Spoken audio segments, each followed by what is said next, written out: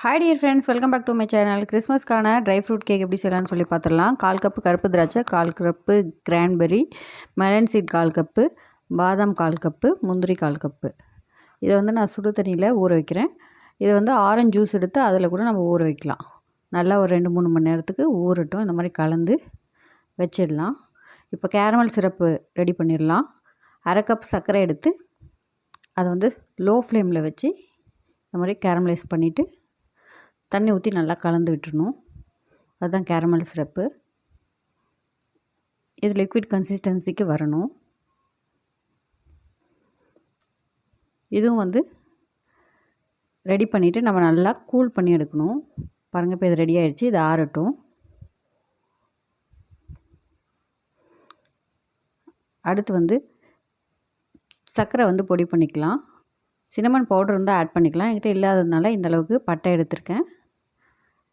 இதை மிக்ஸி ஜாரில் சேர்த்துட்டு 1/2 கப் சர்க்கரை, 1/2 கப் சர்க்கரையை கேரமல் பண்ணியிருக்கோம். 1/2 கப் சர்க்கரையை வந்து பொடியாக்கிக்கிறோம் பட்டை பொடியோடு சேர்த்து. இப்போ இதுவும் நல்லா ஊறிடுச்சு. ஒரு பெரிய மிக்சிங் பவுலில் 3 முட்டை எடுத்துக்கிறேன். முட்டை வேணான்னா 1/2 கப் தயிர் சேர்த்துக்கலாம். இதை நல்லா கொஞ்சம் நேரம் பீட் பண்ணி எடுத்துக்கலாம். லைட் எல்லோ கலர் வரணும். 1/4 கப் எண்ணெய், ரீஃபைண்ட் ஆயில் சேர்த்துருக்கேன். உருக்குன வெண்ணெய் வேணாலும் சேர்த்துக்கலாம்.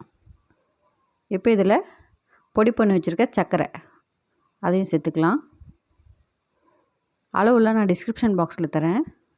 1 டீஸ்பூன் வெனிலா எசன்ஸ், ஆற வச்சு வச்சுருக்கிற கேரமல் சிரப் அதையும் சேர்த்துக்கலாம். எல்லாம் நல்லா மிக்ஸ் பண்ணிவிட்டு இப்போ இதில்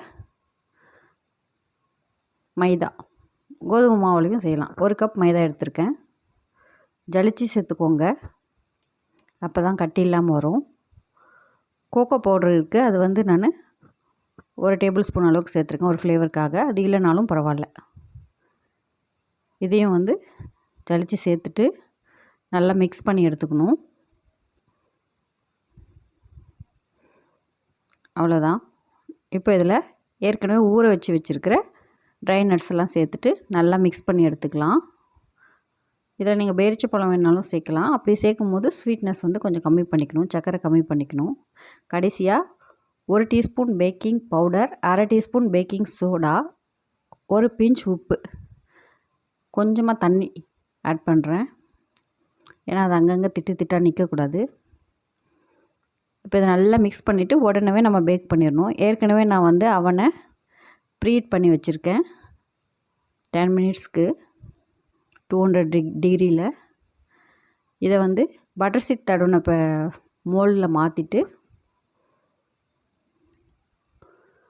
2 வாட்டி நல்லா டேப் பண்ணிட்டு 180 டிகிரிக்கு 50 to 1 hour 60 மினிட்ஸில் எனக்கு ரெடி ஆச்சு. பேக் பண்ணி எடுத்தோம்னா சூப்பரான ஃப்ரூட் கேக் நமக்கு ரெடி ஆகிடும்.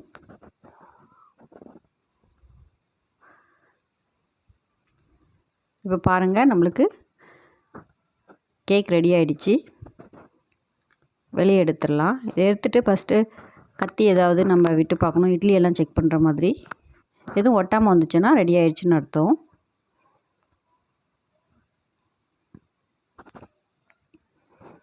இப்போ இது ரெடி ஆகிடுச்சு. பாருங்கள், கத்தி வந்து நீட்டாகவே வருது. அப்படியே ஒரு 1/2 ஹவருக்கு ஆற விட்டுடலாம். நல்லா ஆறின பின்னாடி இது மோல்ட்லேருந்து எடுத்துடலாம்.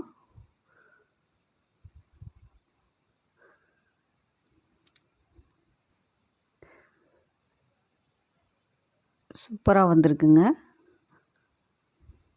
கண்டிப்பாக நீங்கள் கிறிஸ்மஸ்க்கு ட்ரை பண்ணி பாருங்கள், இல்லை நியூ இயர்க்கு ட்ரை பண்ணி பாருங்கள். கட் பண்ணும் போதே எவ்வளோ சாஃப்டாக இருக்குதுன்னு தெரியுது. ரெசிபி பிடிச்சிருந்தால் லைக் அண்ட் ஷேர் பண்ணுங்கள். இது வரைக்கும் நம்மளுடைய சேனலுக்கு சப்ஸ்கிரைப் பண்ணாதவங்க சப்ஸ்கிரைப் பண்ணிவிடுங்க. Wishing you very happy Christmas and new year.